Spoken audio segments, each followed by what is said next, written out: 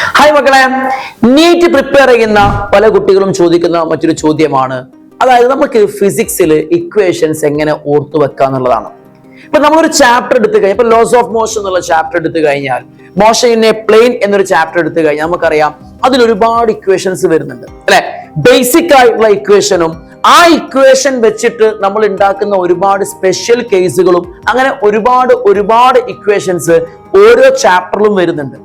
പല കുട്ടികളും ചോദിക്കുന്ന ചോദ്യം എന്താണെന്ന് ചോദിച്ചാൽ, ഈ ഇക്വേഷൻസ് ഒക്കെ നമുക്ക് ബൈഹാർട്ട് ചെയ്ത് വെക്കാൻ പറ്റുമോ? പറ്റില്ല, നടക്കൂല മക്കളെ. അപ്പൊ നമ്മൾ എങ്ങനെ എക്സാം എഴുതാം മക്കളെ?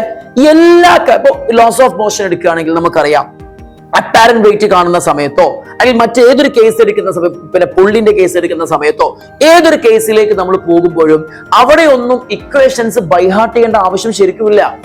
അവിടെയൊക്കെ നമ്മൾ മനസ്സിലാക്കുന്നത് അതിന്റെ ഒക്കെ കോർ കോൺസെപ്റ്റ് എന്താണ്, ആ ഇക്വേഷൻസ് ഒക്കെ എങ്ങനെയാണ് വന്നത്, ഈ കാര്യത്തെ കുറിച്ച് കൃത്യമായ ധാരണ, അത് നമ്മൾ പറയും കൺസെപ്ച്വൽ ആയിട്ട് ഓരോ കാര്യവും അറിയുന്ന ഒരു കുട്ടിയെ സംബന്ധിച്ചിടത്തോളം ഒരു ചാപ്റ്ററിൽ നിന്ന് വളരെ ലീസ്റ്റ് നമ്പർ ഓഫ് ഇക്വേഷൻ വെച്ചിട്ട് ഏത് കേസ് പ്രോബ്ലംസും വർക്ക്ഔട്ട് ചെയ്യാൻ പറ്റും. അത് കുട്ടിന്റെ കഴിവാണ്. ആ കുട്ടിയുടെ കഴിവ് ഡെവലപ്പ് ചെയ്യേണ്ടത് ടീച്ചേഴ്സുമാണ്.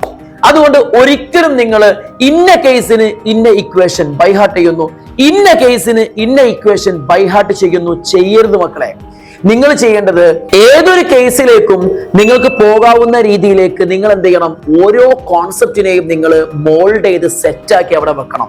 അങ്ങനെ വെച്ച് കഴിഞ്ഞാൽ നിങ്ങൾക്ക് ഏത് കേസിലേക്കും കൂളായിട്ട് പോകാൻ പറ്റും. ഈ രീതിയിലായിരിക്കണം നിങ്ങളുടെ സ്റ്റഡീസ് ഉണ്ടാവേണ്ടത്. അപ്പൊ നിങ്ങൾക്ക് ഒരുപാട് ഇക്വേഷൻസ് ബൈഹാർട്ട് ചെയ്യേണ്ട.